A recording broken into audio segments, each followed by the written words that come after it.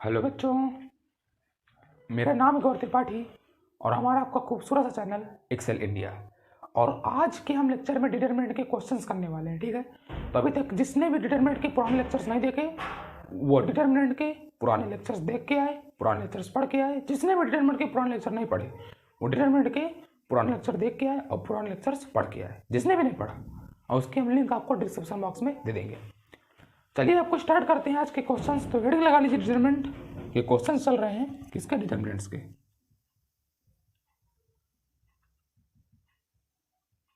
Determinants के questions चल रहे हैं, ठीक है ना।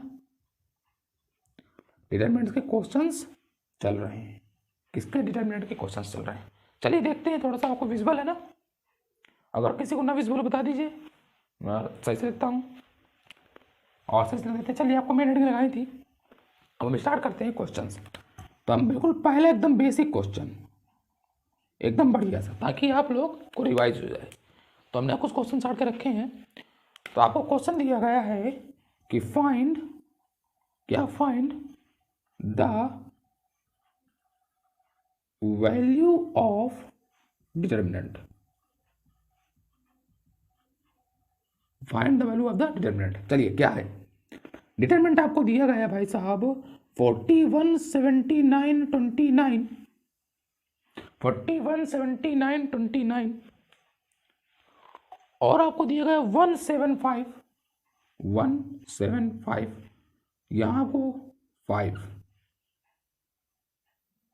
9, 3, 593 ने आपको दिया गया है। इसकी आपको वैल्यू निकालनी है। क्वेश्चन जल्दी नोट कर लीजिए। विजुअल सबको विजुअल है, अगर विजुअल है तो बताइएगा।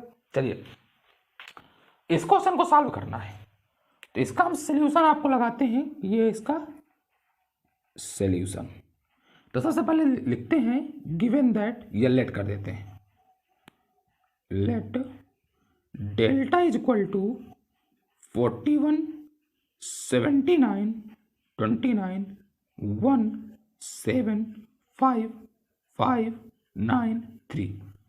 अब आपको एक चीज ध्यान से देखनी है, मुझे इस डिटरमिनेंट की वैल्यू निकालनी है।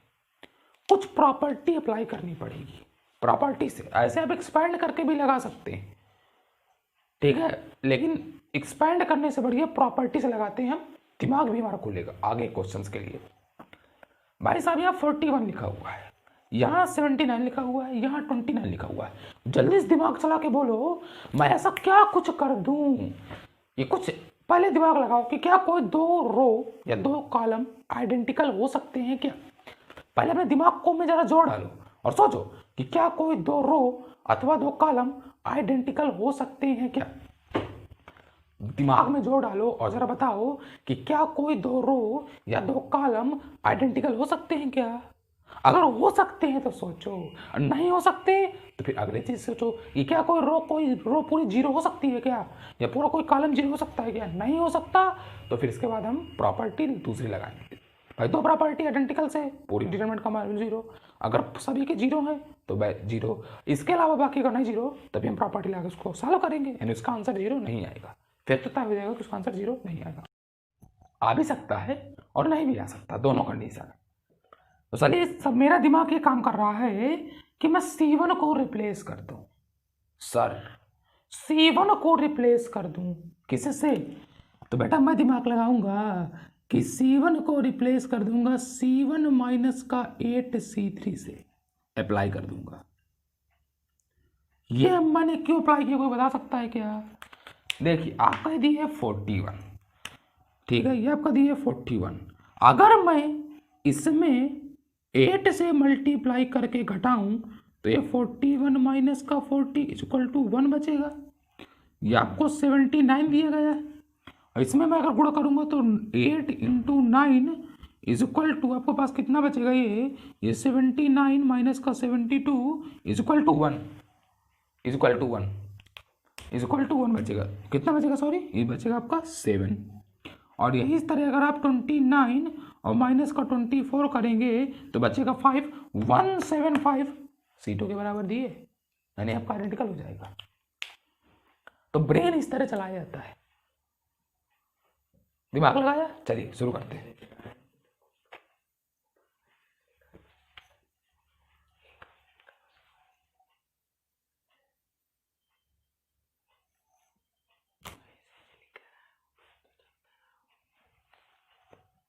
चलिए अब आगे हम स्टार्ट करते हैं। हम दिमाग लगाते हैं कुछ अच्छी अच्छी सी चीज़ें। दिमाग लगाने को हम लगा सकते हैं, तो हम अप्लाई कर दें। C1 को रिप्लेस कर दिया C1 माइनस का 8C3 से। C1 को रिप्लेस कर दिया C1 माइनस का 8C3 से। तो देखिए जब इसको अप्लाई करेंगे तो क्या बचेगा आपके सामने, बचेगा डेल्टा इज इक्वल टू ये 41 माइनस का 40 और ये कितना बचेगा 79 माइनस का 72 और ये बचेगा 29 माइनस का 24 और ये बचेगा आपका 17593 बचेगा आपके सामने। ओके, इसका डेल्टा बराबर ये आपको कितना बचेगा, ये बचेगा 175 और ये बचेगा 175 और ये बचा 593 आपके सामने बचा। अब आप ध्यान से देखिए तो आपका C1 और C2 आइडेंटिकल है। C1 आइडेंटिकल है C2 के और आपको पता है कि अगर कोई दो रो अथवा दो कॉलम आपस में आइडेंटिकल हैं then the value of the determinant is equal to 0, तो 0 हो जाएगी। और तो आप देखिए अब सीधे ऐसे लिखेंगे, आप कैसे लिखने के लिए आप कहेंगे डेल्टा बराबर 0 और कोष्टक में रीजन दे देंगे चूंकि C1 आइडेंटिकल C3 के तो बाई प्रॉपर्टी सॉरी C2 तो बाई प्रॉपर्टी हमने क्या कर दिया, इक्वल कर दिया। तो नोट कर लीजिए इस क्वेश्चन को। इसके बाद स्टार्ट करते हैं हम अगला क्वेश्चन और ध्यान से मेरी बात जरा नोट कर लीजिएगा। फ्राइडे सैटरडे संडे को हम C लैंग्वेज का C++ का पूरा आपको कोर्स यहाँ देंगे। उसके लिए सीधे सीधे होता है हैशटैग इंक्लूड आयोस्ट्रीम, उसके बाद ब्रैकेट करली ब्रेसेस वगैरह स्टार्ट होते हैं, इंट में करली ब्रेसेस स्टार्ट हुआ, उसके बाद आप फंक्शन लिखते हैं प्रिंट कराने के लिए सिम साउट if else condition else if सब कुछ हम बताएंगे आपको एकदम बेसिक से लेके मध्यम वर्ग तक। बस एडवांस लेवल का थोड़ा सा टाइम लगेगा और आपको ये बताएंगे कि आप एंड्रॉयड फोन के अंदर कैसे कोडिंग कर सकते हैं। आप उसकी तो बात छोड़िए एलपी की, आप इसके अंदर ही कर सकते हैं। लाइपी जब आपके पास आए एडवांस के लिए लेकिन आप बेसिक अभी सीख सकते हैं, लेकिन आपको एक महीने के अंदर आपको लेना पड़ेगा। क्यों? क्योंकि आप एडवांस लेवल के उससे नहीं कर सकते, आप एडवांस लेवल के प्रोग्राम नहीं बना सकते उससे, पर बेसिक कोडिंग करके कि आपने जो सीखा वो अप्लाई हो रहा है कि नहीं वो चेक करने के लिए आप एंड्रॉयड से कोडिंग कर सकते हैं। और एंड्रॉयड से कोडिंग करने का एक और नुकसान रहता है अगर आप कंटिन्यू करेंगे, क्योंकि आपको आगे चल के कंपनी जो वर्क करना है तो आपको सिस्टम में वर्क करना है। एंड्रॉयड में आप हर फंक्शन यूज़ नहीं कर सकते, तो आपकी हैबिट नहीं रहती फिर और आप वहाँ वर्क नहीं कर पाते और आप कंपनी से बाहर कर दिए जाते। तो उसका भी हम ध्यान रखेंगे। चलिए स्टार्ट हो गया, नोट हो गया। चलिए बिगाड़ दे 3 2 1 इस क्वेश्चन को तो हम बिगाड़ेगा और हम अपना नेक्स्ट क्वेश्चन स्टार्ट कर देगा। और नेक्स्ट क्वेश्चन हमारा बहुत ही सिंपल, बहुत ही प्यारा, बहुत मधुर, और उसको देखने के बाद मन बोलेगा ये बात सर कुछ मजा आएगा। स्टार्ट करें, नोट करें। चलिए भाई साहब सेकंड क्वेश्चन आपके सामने दिया गया है विदाउट एक्सपेंड। जितने भी क्वेश्चन है विदाउट एक्सपेंड करना है, तो हम आपको दूसरा क्वेश्चन देते हैं। देखिए भाई साहब, आपको पता है कि ओमेगा क्या होता है? ओमेगा क्या होता है आपका? क्या होता है आपका ओमेगा? ओमेगा आपका होता है कॉम्प्लेक्स क्यूब। शायद मेरे ख्याल से कॉम्प्लेक्स क्यूब होता है आपका ओमेगा। ठीक है, आपको सब पता है, 11th में आप सब पढ़ के आए हैं। तो ये बेसिक सा क्वेश्चन है कि फाइंड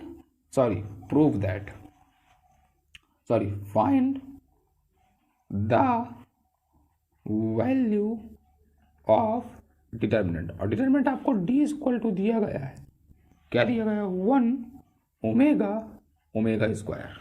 ठीक, इसका दिया गया ओमेगा स्क्वायर 1। इसके बाद दिया गया है ओमेगा स्क्वायर 1 ओमेगा। चलिए सॉल्व करते हैं इसका, हम देखते हैं क्या सॉल्यूशन। आपको गिवन किया गया है एक बढ़िया सा डिटरमिनेंट। तो क्या किया गया है? गिवन दैट आपको दिया गया है, क्या दिया गया है? दिया गया है D is equal to 1 omega square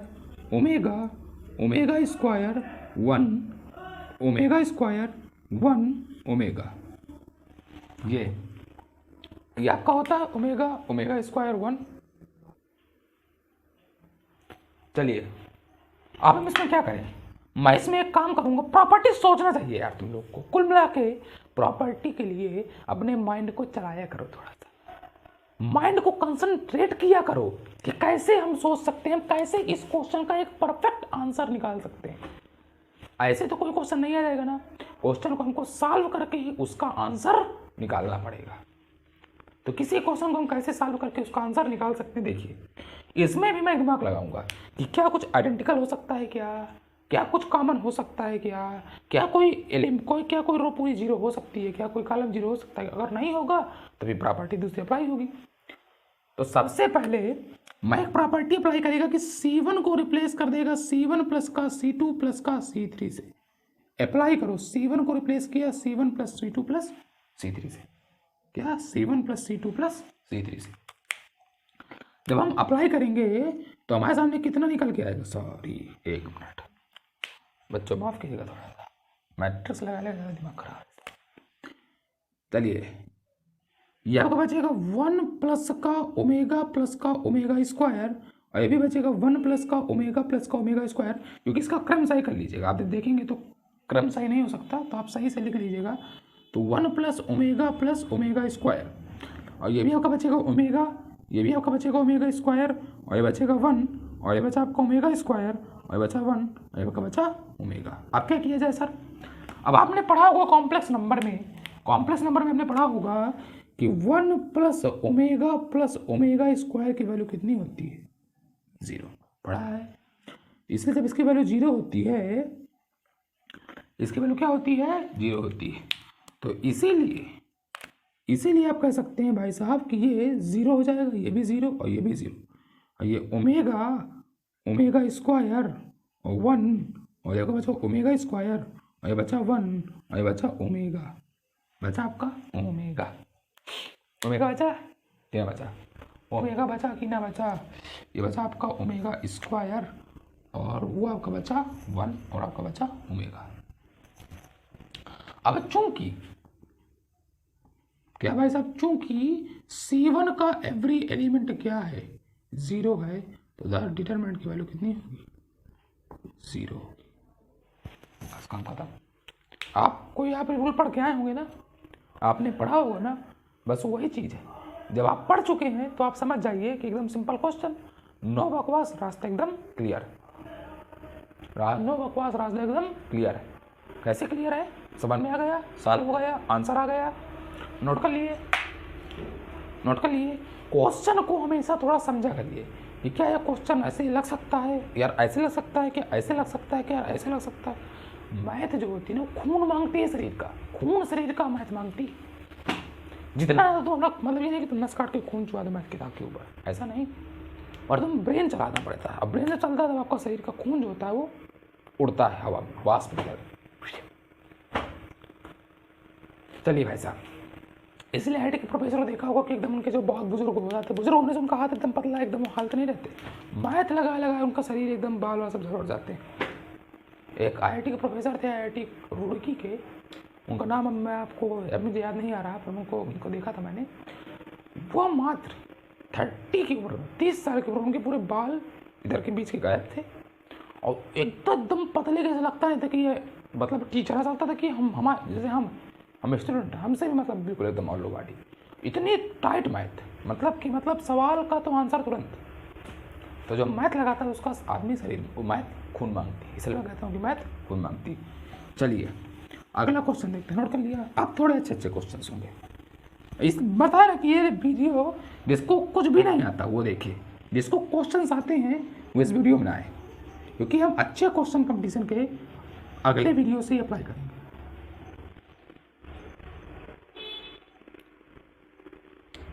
अगले वीडियो से ही अप्लाई करेंगे, ठीक है। चलिए भाई साहब, अब आपके सामने से तीसरा क्वेश्चन आ रहा है, आपको करना है प्रूव दैट। क्या करना है, प्रूव दैट। क्या आपको प्रूव करना है, आपको प्रूव करना है कि B square C square A square और ए स्क्वायर बी स्क्वायर और आपका B C A B, B plus C plus A और ए प्लस बी, इस डिटरमिनेंट की वैल्यू कितनी है, 0। ये आपको प्रूव करना है। नोट कर लीजिए, क्वेश्चन नोट कीजिए, पॉज कीजिए, सॉल्व खुद से एक बार सॉल्व कीजिए, वीडियो पॉज कीजिए, क्वेश्चन नोट कीजिए, वीडियो पॉज कीजिए, खुद से सॉल्व कीजिए, कमेंट में आंसर लिखिए। ठीक, चलिए स्टार्ट करते हैं और आगे तक और आगे चलते हैं और थोड़ा समझने की कोशिश करते हैं कि क्या बन सकता है, इसको कैसे जीरो प्रूव करें। तो सबसे पहले जब हम सोल्यूशन डालेंगे तो सबसे पहले हम इसका लेफ्ट हैंड साइड उठाएंगे। तो लेफ्ट साइड में उठाएंगे तो ये बचेगा बी स्क्वायर सी स्क्वायर और ये सी स्क्वायर ए स्क्वायर और ये ए स्क्वायर बी स्क्वायर और ये बचा बी सी, ये बचा सी ए और ये बचा ए बी और ये बचा आपका बी प्लस का सी, ये बचा सी प्लस का ए और ये बचा ए प्लस का बी। ध्यान से देखिए और ध्यान से समझिए। अच्छा, ये प्रॉपर्टी अगर आपको अप्लाई करना आती है ना, प्रॉपर्टी अप्लाई करना, तो आपको डिटरमिनेंट तो आपकी अच्छी होगी, मैट्रिक्स अच्छी होगी। मैट्रिक्स के अंदर भी प्रॉपर्टी क्वेश्चन बनते हैं, तो आप डिटरमिनेंट मुझे सबसे अच्छी लगती है। अगर आपको मैट्रिक्स के अंदर ट्रेंड होना है, मैट्रिक्स के अंदर आपको प्रॉपर्टी अप्लाई करना सोचना है, तो डिटरमिनेंट के तुम क्वेश्चन करो, चाहे न्यूमेरिकल टाइप के करो, यानी जिसमें अर्थमेटिक्स केवल क्वेश्चन दिए हों, चाहे एल्जेब्रिक प्लस अर्थमेटिक करो, किसी भी टाइप का करो, बट करो ट्रिग्नोमेट्रिक करो, क्योंकि इससे आपको प्रॉपर्टी अप्लाई करने की दिमाग तेज होता है। एक तरह की रीजनिंग है, रीजनिंग कौन सा अप्लाई किया जाए कि इतना मिल जाए, क्या अप्लाई किया जाए, मुझे बहुत अच्छा चैप्टर लगता है।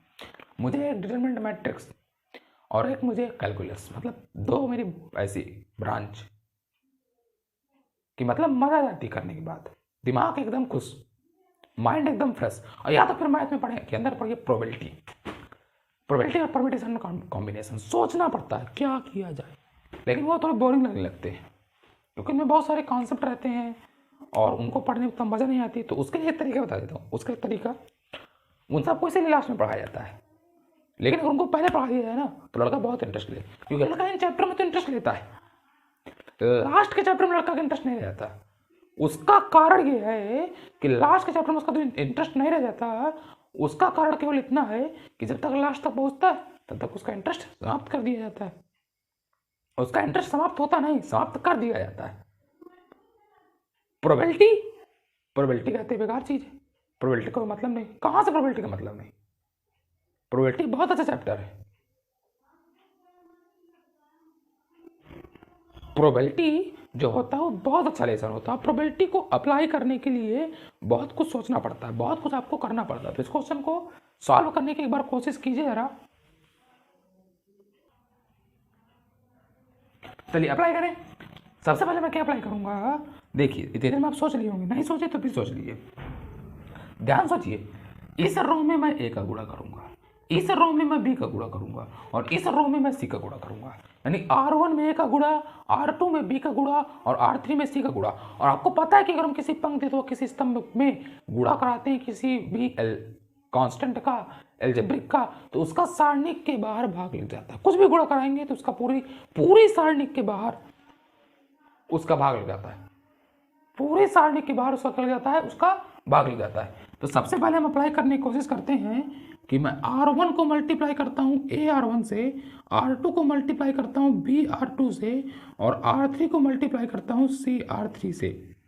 तो ये कितना बचेगा आपका, ये आपका कितना बचेगा, ये आपका बचेगा A B square C square A B C और आपका बचेगा ए बी प्लस का ए सी, और ये बचेगा आपका B C square A B C और बचेगा कितना बचेगा आपका, बचेगा आपका बी सी प्लस का ए बी सी प्लस का ए बी और आपका बचेगा A square B square C A B C और बचेगा ए सी प्लस का बी सी, बचा आपका। अच्छा भाई साहब, अब क्या किया जाए, कुछ नहीं साहब, सिंपल एकदम चीज़ अप्लाई करना है आपको। लेकिन जब हमने गुणा कराया है तो उस सारणिक के बाहर उसका भाग भी लगेगा, यानी 1/ABC का इस पूरी सारणिक के बाहर भाग लग जाएगा। अब अच्छा सुन लीजिए, अब मैं पहले C2 से ABC कॉमन कर लेता हूँ। मैं क्या करूँगा, मैं करूँगा taking ABC common from C2 से मैं कॉमन कर लूँगा ABC। जब मैं कॉमन करूँगा तो ये बचेगा 1/ABC क्रॉस बाई ABC और ये तुम्हारा बचेगा A B square C square B C square A square B square C, और ये तुम्हारा बचेगा 1 1 1, ये बचेगा ए बी प्लस का ए सी, बी सी प्लस का ए बी और ए सी प्लस का बी सी। देख लीजिए आपका इतना ही बचेगा ना, आपका इतना ही बचेगा ना, देख लीजिए आपका इतना ही बचेगा। जिसका ना बच रहा मुझे बता दे, इतना ही बचेगा कि नहीं बचेगा? इतना ही बचेगा। ओके, इतना ही बचेगा ना। अब आपका देखिए ध्यान से, ये आपका ए बी सी मर जाएगा, मर गया। अब हम C1 से कॉमन लेंगे, ए बी सी, पूरे के पूरे C1 से भी हम ए बी सी कॉमन लेंगे। तो हम क्या करेंगे अब यहाँ पे कि हम लेंगे टेकिंग कॉमन C2 से, सॉरी C1 से, और क्या लेंगे ए बी सी क्या कर लेंगे? कॉमन कर लेंगे। जब हम कॉमन करेंगे तो आपका ए बी सी बाहर आ जाएगा, आपका क्या बचेगा? आपका ए बी सी बाहर आ जाएगा, और आपका अंदर बचेगा, ये आपका बचेगा बी सी, ये बचेगा आपका सी ए, और ये आपका बचेगा ए सी, सॉरी ए बी, क्या बचेगा? ए बी, ये बचेगा 1 1 1, और ये बचेगा ए बी प्लस का ए सी, बी सी प्लस का A B, A C plus का बी सी। काम खत्म। इतना नोट कीजिए पहले। आपको विजिबल है? मैं चेक करता, आपको विजिबल है? यस, विजिबल है। चलिए और हम आगे देखते हैं, और मजा आएगी भी, और देखिए आगे। चलिए और आगे देखते हैं। अब मैं क्या करूं? अब मैं कुछ नहीं करूंगा, अब मैं कुछ नहीं करूंगा, मैं C3 को रिप्लेस कर दूंगा C3 प्लस का C1 से, C3 प्लस का C1 से। देखिए क्या होगा जब करेंगे, तो आपका ए बी सी ऐसे रहेगा, ये बी सी, ये सी ए, ये बचेगा ए बी, और आपको बचेगा 1 1 1, ये कितना बचेगा? ये बचेगा ए बी प्लस का ए सी प्लस का बी सी, ये बचेगा आपका ए बी प्लस का, यहाँ पर ऐसे लिख लीजिए, ए बी प्लस का बी सी प्लस का सी ए बी प्लस का बी सी प्लस का सी ए, और ये भी बचेगा ए बी प्लस का बी सी प्लस का सी ए, इतना बचेगा आपका। ठीक भाई साहब, क्या बचेगा? बी सी, इतना बचेगा। अब मैं R3 से, सॉरी C3 से A B B plus B C plus C A common कर लूँगा, है ना? तो इधर का बिगाड़ दें, हम बिगाड़ दें। ठीक, नोट कर लिया, स्क्रीनशॉट ले लीजिए, इस नोट पे छाप लें जल्दी से, छाप लें। चलिए स्टार्ट करते हैं।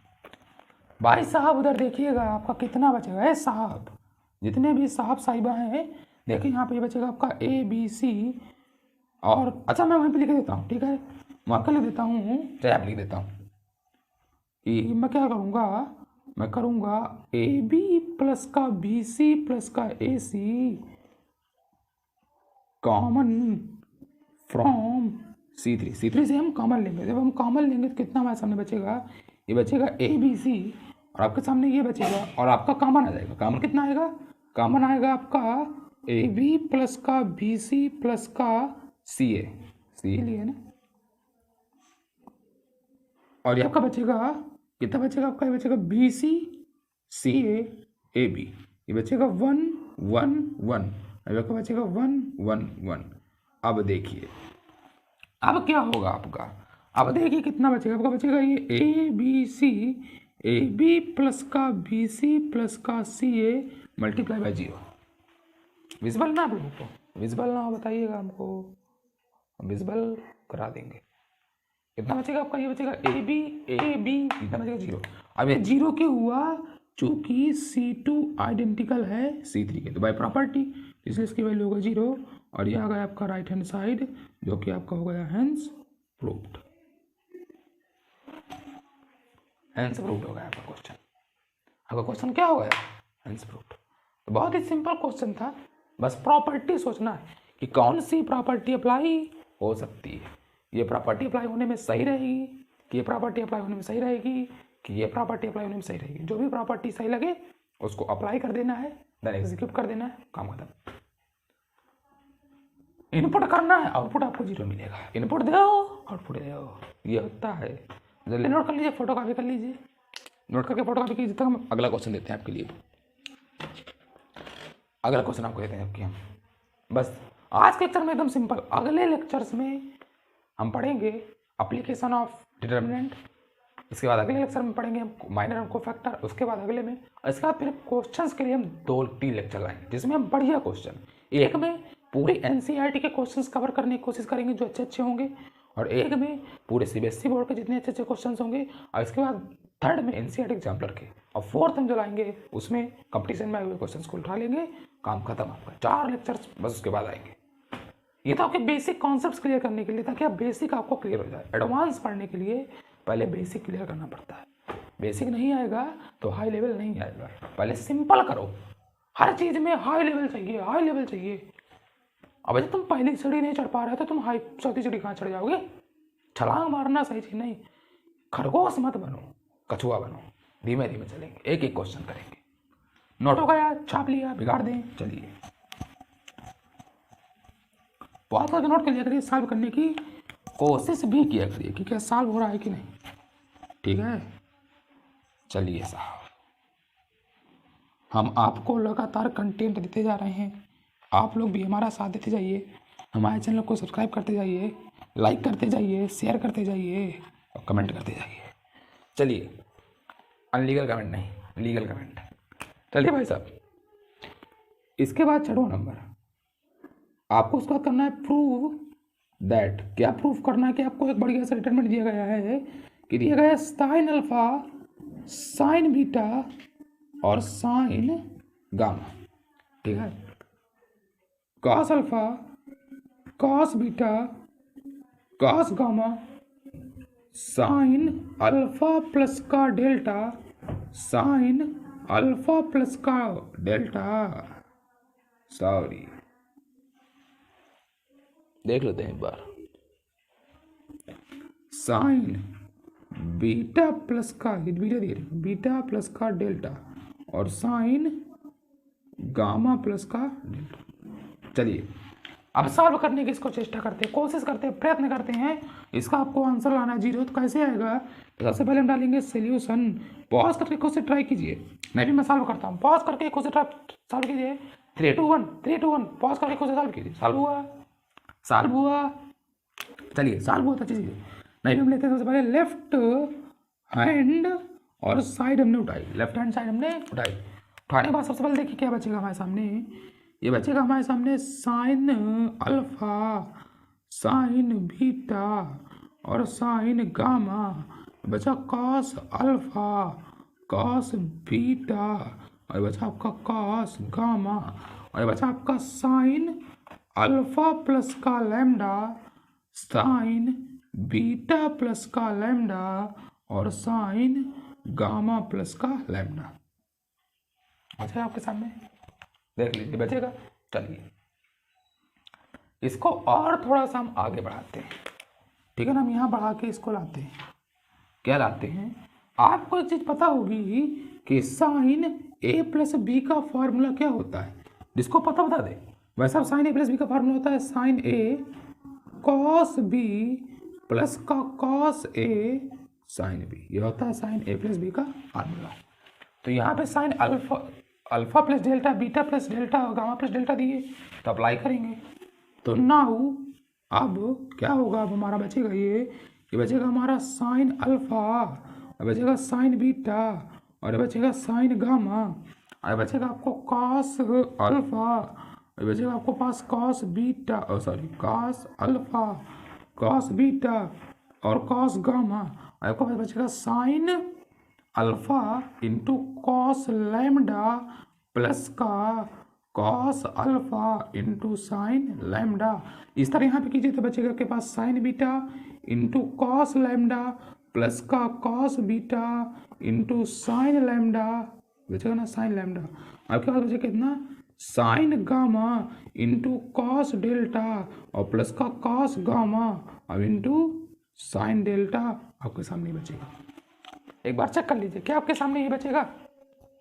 चेक कर लीजिए क्या आपके सामने ये बचेगा। जी हाँ, चेक कर लीजिए, कोई मिस्टेक नहीं है। अब इसको मैं 2 तरीके से कर सकता हूँ। या तो मैं इन दोनों को जोड़ के लैम्डा का गुणा करा के इसके साथ गिरा दूँ, या मैं एक और चीज़ कर सकता हूँ क्या, जो मैं करने वाला हूँ कि मैं कौन सी प्रॉपर्टी अप्लाई करने वाला हूँ, मैं करने वाला हूँ कि मैं C3 को रिप्लेस करूँगा C3 माइनस का लैम्डा C1 माइनस का लैम्डा C2 से, इससे करूँगा मैं, यानी इसमें लैम्डा गुणा करके घटाऊंगा, इसमें भी लैम्डा करके घटाऊंगा। और आप एक काम ये कर सकते हैं कि इसको पहले जोड़ देंगे, यानी C1 को रिप्लेस कर देंगे C1 प्लस का C2 से, जोड़ के दोनों को खुद बन जाएगा, इसका लैम्डा गुणा करा के घटा देंगे तो आपका आंसर आ जाएगा। तो चलिए मैं अप्लाई करता हूँ, मैं अप्लाई करूँ, इतना नोट समझ में आ गया, मैं अप्लाई करूँ, चलिए मैं अप्लाई करता हूँ, मैं अप्लाई करेगा तो मैं जब अप्लाई करेगा तो कितना बचेगा, ये बचेगा आपका sine alpha sign beta sine gamma, ये बचा cos alpha cos beta cos gamma. अब ये आपका पास कितना बचेगा, ये आपका पास बचेगा साइन अल्फा, अच्छा देख लीजिएगा आप खुद, सब जीरो बचेगा, मैं एक आपको हल कर दिखा देता हूँ, सब जीरो बचेगा, यहाँ देख लीजिएगा, मैं सब बचेगा। आपको दिया गया था sign alpha into cos lambda और प्लस का cos alpha into sine lambda, और मैं इसको माइनस करूंगा, किसके साथ माइनस करेगा, मैं चेक कर लीजिए मैं किसके साथ माइनस करेगा, तो मैं माइनस करने वाला हूँ लैम्डा C1 से, तो बचेगा लैम्डा C1 का मतलब साइन अल्फा, इसका माइनस करने वाला हूँ मैं लैम्डा C2 से, तो लैम्डा कॉस अल्फा। अब देखो ये से ये गया, क्या बचेगा तुम्हारे सामने, चला जाएगा तुम्हारा, जीरो बचेगा, सिंपल सी चीज, नहीं बचेगा क्या, अरे क्या बोल रहे हो, क्यों नहीं बचेगा यार,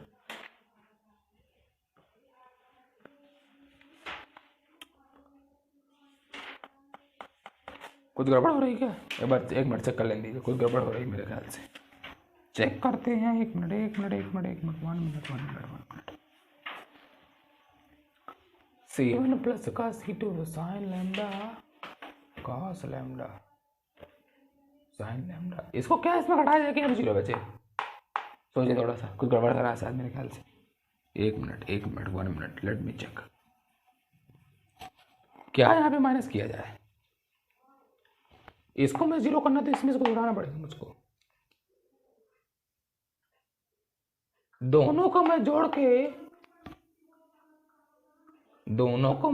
के नहीं भाई साहब, भाई मैं कुछ और करना चाहता हूँ, मैं ये करना चाहता हूँ कि इन दोनों को जोड़ा जाए ना, कुछ और सोच, 1 मिनट मेरी बात सोचते हैं साथ में सोचते हैं, ये कितना दिया है sign alpha into cos lambda, और अगर मैं दोनों को जोड़ दूं sign alpha plus cos lambda को, और माइनस इंटू गुणा करा दूं कॉस लैम्डा से, और इस समय देख लीजिए, सब में देख लीजिए, बन जाएगा, नहीं बनेगा क्या, बन जाएगा भाई साहब, देख तो पहले मेरी बात, मैं ये कह रहा हूं कि मैं C3 को रिप्लेस कर दूं C3 माइनस का कॉस लैम्डा C1 प्लस का C2 से,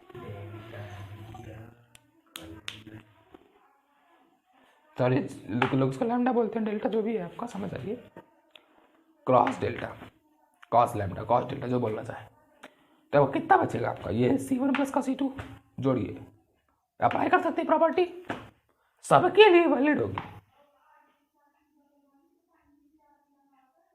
होगी ना, आपका बचे कितना, अप्लाई करके आप देखिएगा, चाहे यहाँ पे देख लीजिएगा, यहाँ पे मैं आपको एक दिखा देता हूँ, एक बस, तो आपको बचेगा साइन अल्फा, ठीक है, कितना दिए sign alpha into cos delta और प्लस का cos alpha into sine delta, और माइनस का मैं कॉस डेल्टा से गुणा करने वाला हूँ, किस में गुणा करने वाला हूँ, साइन अल्फा प्लस का कॉस अल्फा से, तो जब मैं करूँगा तो बचेगा sine alpha cos lambda plus का cos alpha into sine lambda, sorry sine delta, minus का गुणा कराएंगे तो बचेगा आपका cos delta into sine alpha और माइनस का cos alpha into cos delta, देखिए कटेगा क्या कुछ, साइन अल्फा कॉस लैम्डा चला गया, कॉस अल्फा साइन लैम्डा नहीं जाएगा, अभी भी नहीं जा रहा, अभी भी आपका नहीं जा रहा, मतलब ये भी प्रॉपर्टी आपकी गलत, ये भी प्रॉपर्टी आपकी अप्लाई नहीं हो पा रही, अब अगली प्रॉपर्टी चेक करते हैं, अभी तक दो प्रॉपर्टी गलत गई, अभी तक दो प्रॉपर्टी आपकी गलत गई। अब हम चेक करेंगे कैसे आएगा ये। अभी हम चेक करते हैं, आप भी सोचिए। सवाल सही है ना? सवाल सही है ना? सवाल सही है ना? मैं अब कुछ और सोचता हूँ। एक तो प्रॉपर्टी के पास अलग करने वाली है, लेकिन उससे नहीं करना, वो पता है दो योगफल वाली, नहीं करना, कुछ और सोच। अभी अपने में वहां से हमको एक आइडिया मिल गया, अब आइडिया मिल गया कि भाई किसी गुणा नहीं कराना, सीधे सीधे C3 को रिप्लेस कर दे C3 माइनस का कॉस डेल्टा C1 से और माइनस का साइन डेल्टा C2 से। अब चेक कर ले, बोल चमका, बोल दिमाग काम किया। इस तरह सोचना पड़ता है बार बार, ऐसे प्रॉपर्टी दर्शन नहीं देती, प्रॉपर्टी दर्शन कुछ चुनिंदा लोगों को देती। देख भाई, अब मैं सवाल लिख लेता हूँ। तो आपके सामने दिया गया है sign alpha into cos delta और प्लस का cos alpha into sine delta. ठीक भाई साहब, अब हमने इसका माइनस किया कॉस डेल्टा C1 से, तो कॉस डेल्टा इंटू C1 यानी साइन अल्फा हो जाएगा, बहुत बढ़िया, माइनस साइन डेल्टा और इंटू कॉस अल्फा, और देख तेरा ये सब क्या हो जाएगा, जीरो, सब तेरा जीरो, सब तेरी मोह माया जीरो हो जाएगा। इस तरह सब में होगा, चेक कर लीजिएगा। तो जब आप इसको करेंगे तो आपके सामने बचेगा sine alpha sign beta sine gamma, cos alpha cos beta cos gamma. आपका बेसिकली 0 0 0, और चूंकि आपका अब आपको पता चल गया कि इसकी वैल्यू कितनी होगी, इसकी वैल्यू होगी 0, चूंकि C3 का प्रत्येक एलिमेंट क्या है, 0 है। तो आपका आ गया राइट हैंड साइड, जो कि आपका हो गया हैंस प्रूव्ड। तो आज के क्लास में बस इतना ही। इस क्वेश्चन उठा के नोट करके सॉल्व कर लीजिए। अगले लेक्चर में हमारा पढ़ेंगे एप्लीकेशन ऑफ डिटरमिनेंट और माइनर एंड कोफैक्टर। अगले लेक्चर थोड़ा बड़ा आएगा, उसमें हम काफ़ी बड़ा पढ़ेंगे, 1.5 घंटे का वीडियो होगा, तो उसको हम पूरा कवर करने की कोशिश करेंगे। थैंक यू, धन्यवाद। हमारे चैनल को सब्सक्राइब कीजिए, लाइक कीजिए। गुड नाइट, गुड मॉर्निंग, जो भी जिस समय वीडियो देखे, धन्यवाद, बाय बाय।